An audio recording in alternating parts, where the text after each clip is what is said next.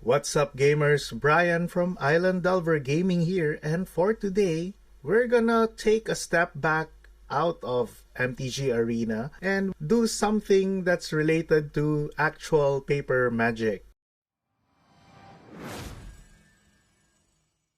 Today, I'm thinking of showing you guys one of my favorite commander decks. It's Post the Enchanter. This is Zur the Enchanter with the Post Malone version. So this deck, I think you can categorize this as like a competitive deck. It's not 100% complete per se. So I'm just playing with the cards that I currently have. It might still be missing some pieces here and there, but I love this deck as it is. So I'm very excited to show this deck to you guys. If you're not yet subscribed to the channel, please do consider subscribing. We usually do MTG Arena deck techs, budget decks. I think it would also be like a breath of fresh air to show our physical cards that we own in this channel. So for our commander, we are running Post the Enchanter. This is Zur that has a special Post Malone artwork. So Zur the Enchanter, it has flying. It's a 4-drop 1/4 for Esper color. And whenever Post the Enchanter attacks, you may search your library for an enchantment card with mana value 3 or less and put it on the battlefield, then shuffle. So this deck, it's not very reliant on enchantments, should I say. It actually has more artifacts than enchantments, but we still need our commander to get to work for this deck to work. So moving that aside, so for the part of the 99 cards we are running, this is a Japanese version though, but this is Necropotence. Usually this is our first target to fetch for Zur. The good thing here is that you can pay 1 life and exile the top card of your library. Then at the beginning of your end step, you will get those exiled cards and put them into your hand. One of the ways to win in this deck is to attack with Zur, get this Necropotence, then pay around 30 to 35 life depending on what you can afford. Then get a bunch of cards. Then once you get those cards at the end of your end step, the idea is to cast as many artifact spells as we can during the end step and to basically storm out, so combo out and win. So in order for us to cast spells at the end of our end step, we have, I think, 4 cards in this deck that will enable us to do so. So first is Liberator Urza's Battle Thopter. So it's a 3-drop 1/2 flash flying, and it has some abilities, but the ability that matter is this: you may cast colorless spells and artifact spells as though they had flash. Next, we're going to the old school version of this ability. It's Shimmer Mirror. It has flash, it's a 3-drop 2/2, and you may cast artifact spells as though they had flash. Then next we have another redundancy for this particular ability, because we do need this particular ability to win. So Raf Kapashen Ship's Mage is a legendary creature. He's a 4-drop 3/3 with flash and flying. He has this ability that you may cast historic spells as though they had flash. So historic spells include artifacts, which we do care about in this deck. Legendaries and sagas are also historic. Then last but not the least for this ability is we have a land, Emergent Zone. You can add 1 colorless mana with this land, but you can also pay 1, tap, then sacrifice this, and you may cast spells this turn as though they had flash. So all of these 4 cards will enable us to cast spells at the end of our end step once we get a bunch of cards from Necropotence. And we win via this card. So this is Aetherflux Reservoir. So it's a 4-drop, and whenever you play a spell, you gain 1 life actually for each spell that you played this turn. Pay 50 life and it deals 50 damage to target creature or player. You get to gain 1 life for each spell that you played. There's a little trick that I want to explain for this. So if you play 1 spell and let it resolve, you gain 1 life. Then for the next spell, you're gonna gain 2 life. Then if you play a 3rd spell, you're gonna gain 3 life. So if you let spells resolve and let this ability resolve, in that particular case, you're gonna gain 1 plus 2 plus 3. So that's a total of 6 life. So assuming the same example, what we usually want to do here is because all our spells have flash, so the artifact spells have flash, when we cast our first spell, we let the trigger for the gain get on the stack, but we won't let it resolve. So we cast the second spell and put another ability on the stack. Then we cast the 3rd spell without letting the first and second trigger resolve. That way, so we have now 3 triggers on Aetherflux Reservoir. Then we let the triggers resolve after we cast all our spells. So in our case, that's 3 spells. So when that resolves, it's gonna be like 3 spells were already cast this turn. Then the second trigger resolves and it checks that 3 spells were played this turn. And when the first trigger resolves, it also counts 3. So it's gonna be 3 plus 3 plus 3. So we're gonna get 9 life instead of 6 life. In that particular example, the life difference is only 3 life, but it gets exponential when you cast multiple spells, like when you get to like 6 or 7 or 10 spells. So knowing that interaction is, I think, very critical if you're playing Shimmer and the Aetherflux Reservoir win condition or a combo. Next, we have cards that actually make our artifacts cost a little bit less. So I'm playing 1 copy of Helm of Awakening. So this reduces all spells casting cost by 1. Then Ethereum Sculptor. So this is a 2-drop artifact creature. It's a 1/2, but what matters is this: artifact spells you play cost 1 less to cast. Then for our artifacts, I'm running Mana Crypt. So I think everybody knows Mana Crypt. So it's a 0-drop. During your upkeep, there's a chance that you're going to be paying 3 life. But it's very good because when you tap this, it's going to add 2 colorless mana to your mana pool.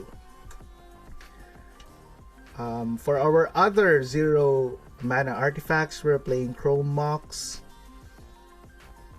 Mox Opal, Lotus Petal, and I guess that's it. So our other mana producing artifacts, we are playing Sol Ring, Mana Vault, Arcane Signet. So we're pretty much trying to play all mana producing artifacts that we can. So that way we can flash them in, then use them to add mana to basically cast more spells. So this is Thought Vessel. So I have a mixture of English and Japanese cards. I'm staying in Tokyo. Some of my cards are actually in the Philippines, so there were times that when I wanted to get a copy, I'll just buy something here in Japan. So additional artifacts, we're also running Felwar Stone.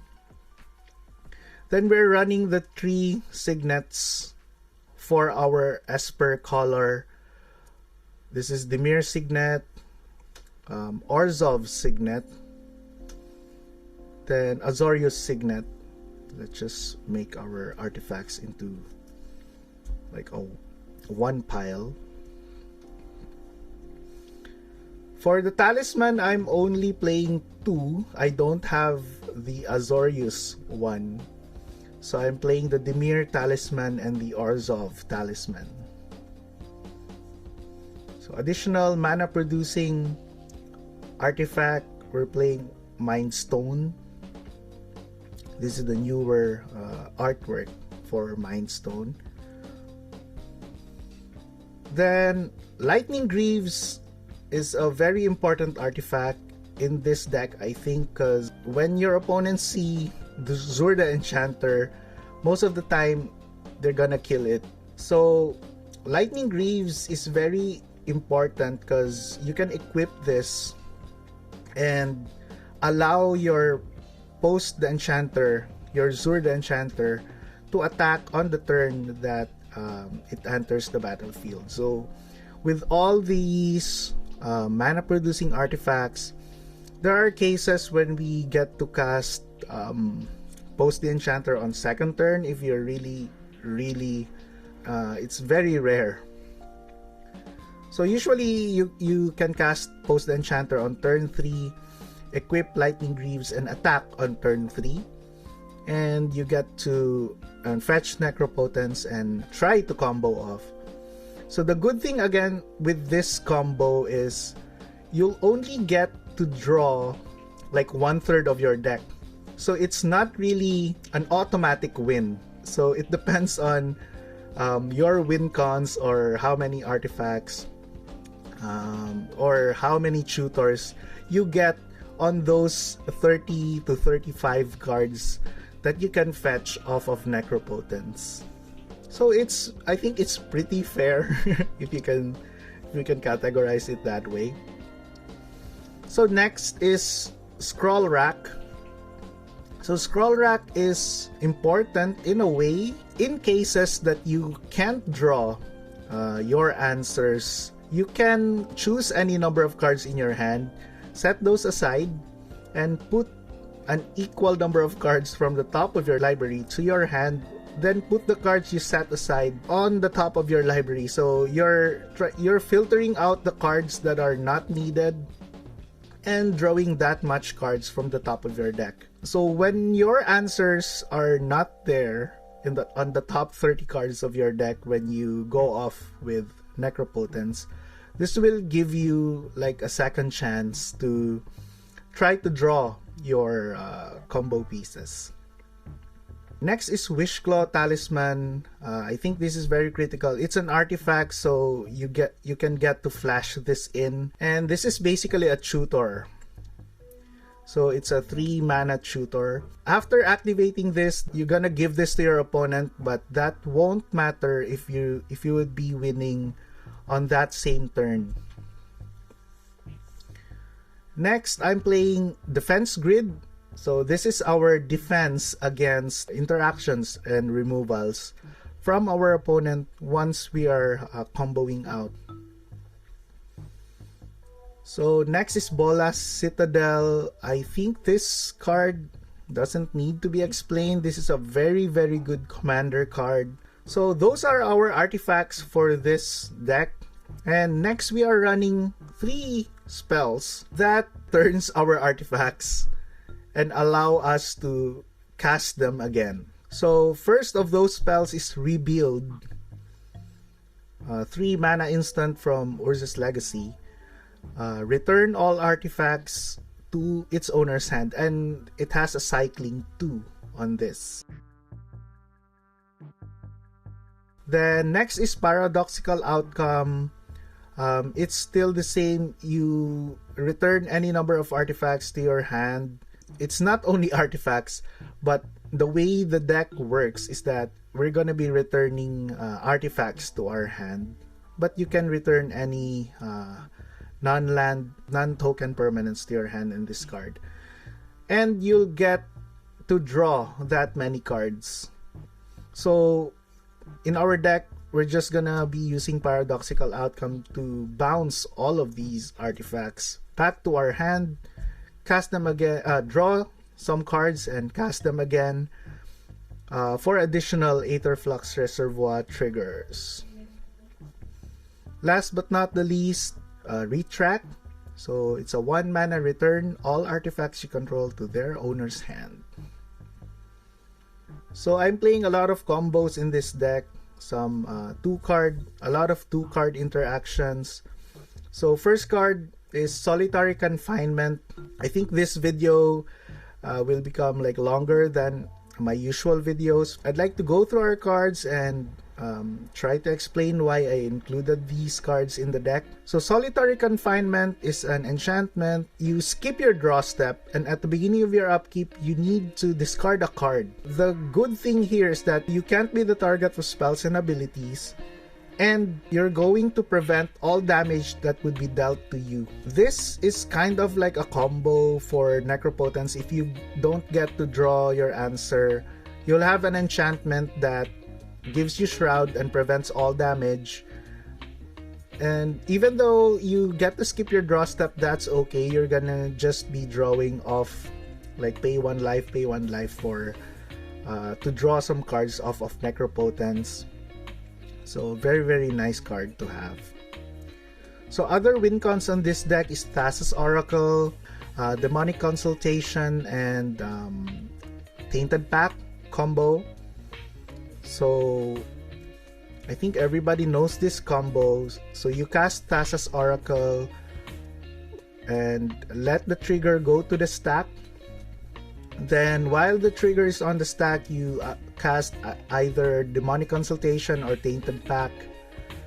The way this deck was built is that it won't have any card with the same name on it, including the basic lands. So we're playing singletons of all the cards. Thus, Tainted Pact and Demonic Consultation will basically remove all the cards in your library. Then once this ability triggers, hopefully you get to win. So other combo pieces here, Isochron Scepter and Dramatic Reversal. So we imprint the Dramatic Reversal to Isochron Scepter, and basically we can have, as long as we have enough mana and enough mana producing artifacts that can pay 2 mana. So we're gonna have like unlimited untaps for all our non-land permanents, thus resulting to like unlimited mana and unlimited spells to cast. So when we copy this count as a spell, then you can have a lot of spells and basically win off Aetherflux Reservoir. Next card is Rest in Peace.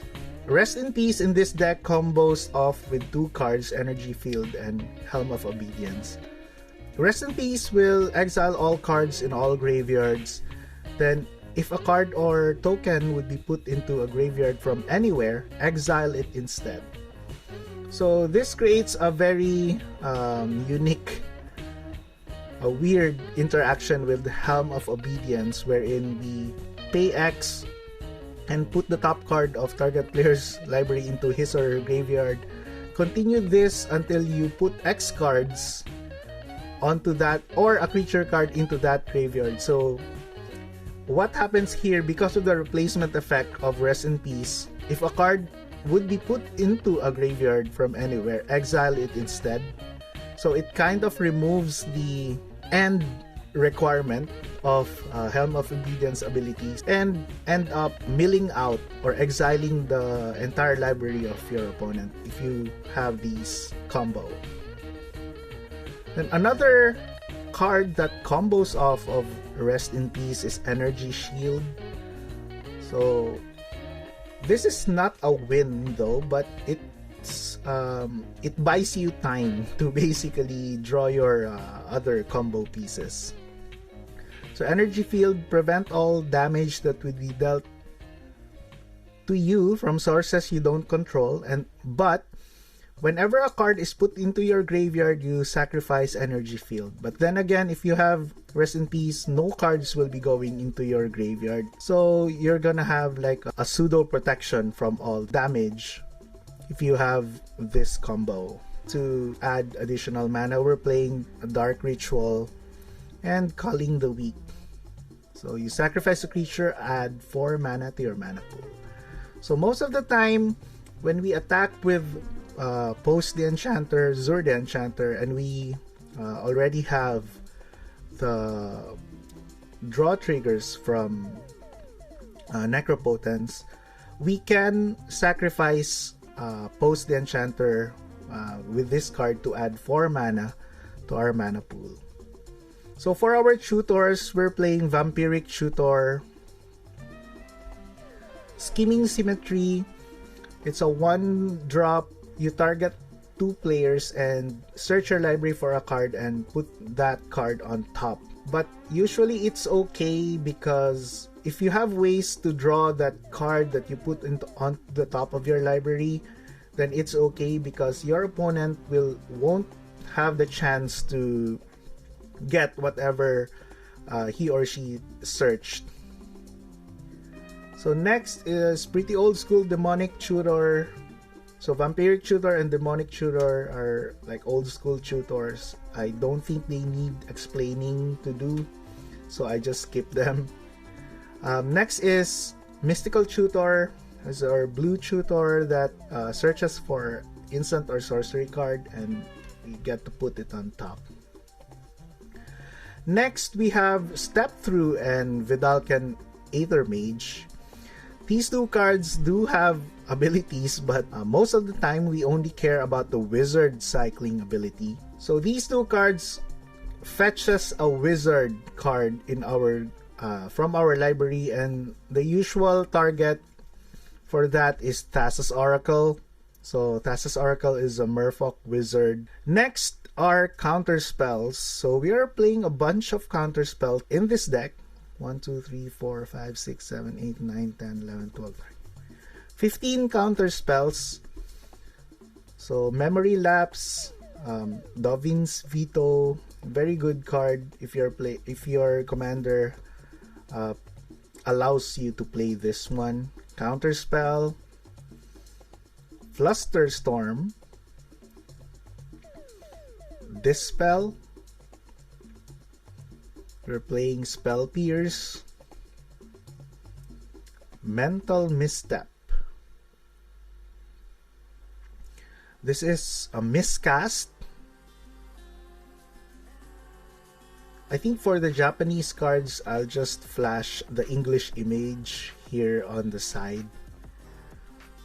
So another 1 mana counterspell. It's an offer you can't refuse.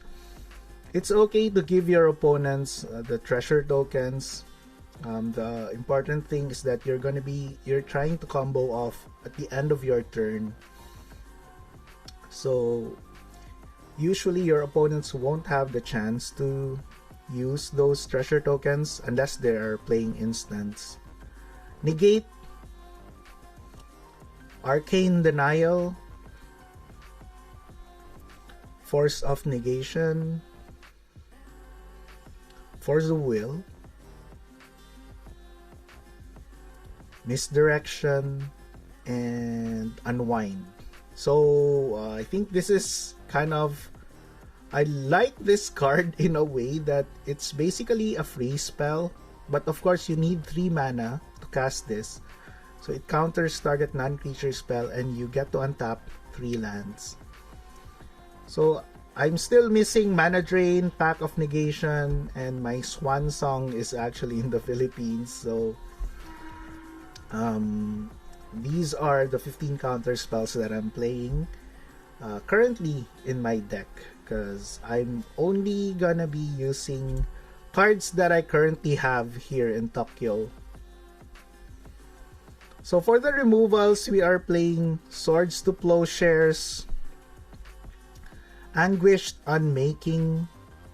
So it's a very good catch-all removal, but you get to pay 3 life though, but that's okay. Then another paying some life to remove some creatures, Snuff Out. So you can get to cast this for free if you control a swamp. You may pay 4 life to destroy target non-black creature. Yaheni's Expertise. It's a board wipe that allows you to cast a free spell, so that's very welcome in our deck. So our ways of drawing cards, we're playing Mystic Remora, very good enchantment. We're playing Brainstorm and Jitaction Probe.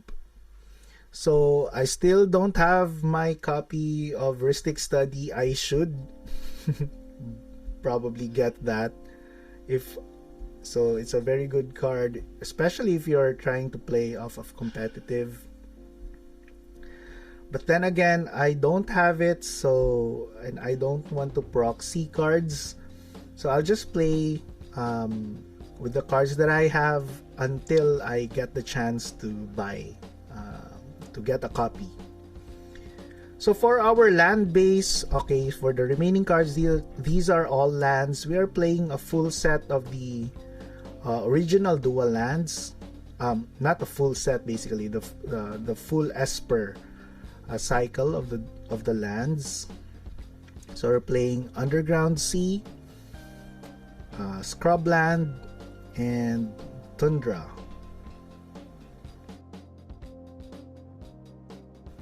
Then the shock lands, we're also playing the 3 for Esper. We have Watery Grave, Godless Shrine, and Hallowed Fountain. Then next are the fetch lands to basically fetch all these 6 dual lands. So Misty Rain Forest, Flooded Strand, Bloodstained Mire, Polluted Delta, Verdant Catacombs. This is the Expedition version, but that's a Verdant Catacombs. Scalding Tarn, Arid Mesa, Marsh Flats. So that's our fetch lands, and then we're playing 3 of the Battle Bond lands. Basically, these are very good if you don't have the alpha lands, although these are not fetchable, but they are really good because when you're playing Commander, it's usually 4 players. It's usually 2 or more players, so these guys enter the battlefield untapped.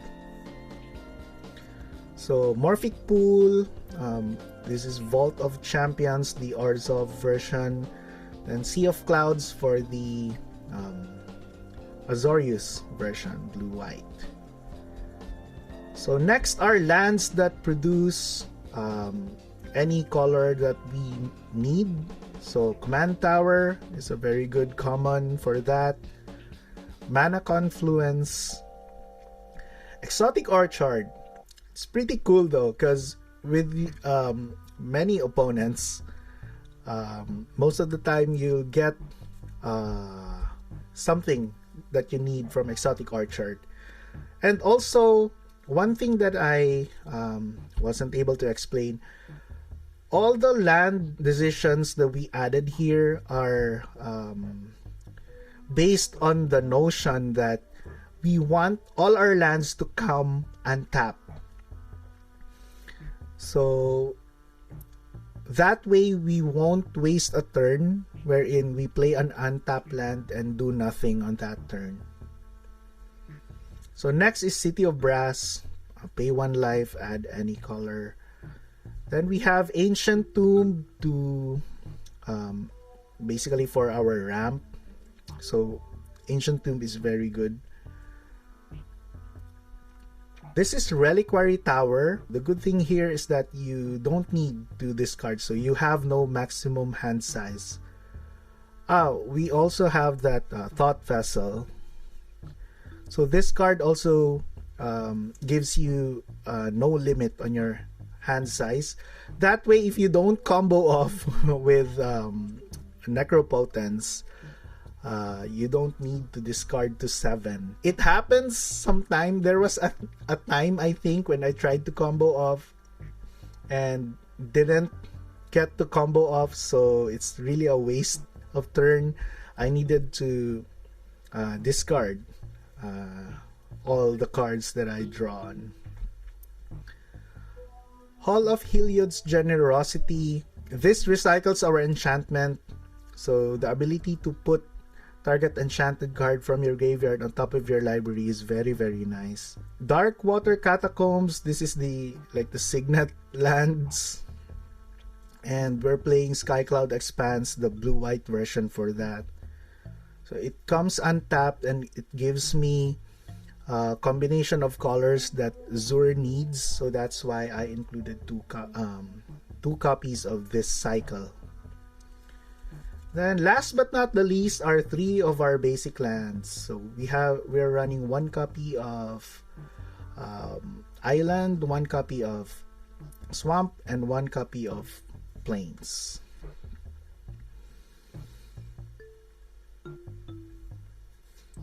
So this is how I built my Post the Enchanter, my Zur the Enchanter deck. I really like playing with this deck, but of course it depends on the play group. If the play group doesn't want like combos and stuff, I don't usually play this.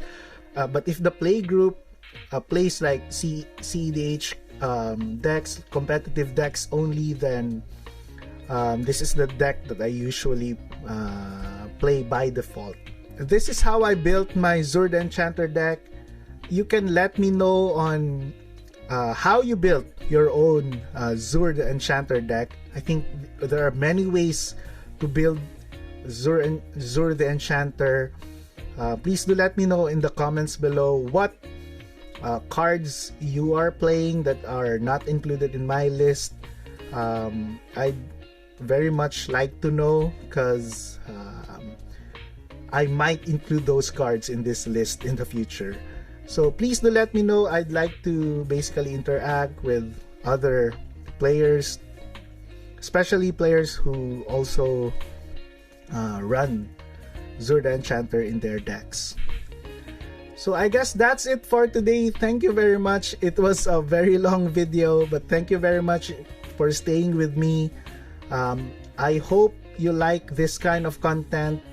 So from time to time, I pretty much want to touch and shuffle my own physical cards for Paper Magic. I hope we can create more videos like this one in the future, wherein we're gonna be featuring our own actual Magic cards in our collection. Thank you very much, everyone. See you in the next video.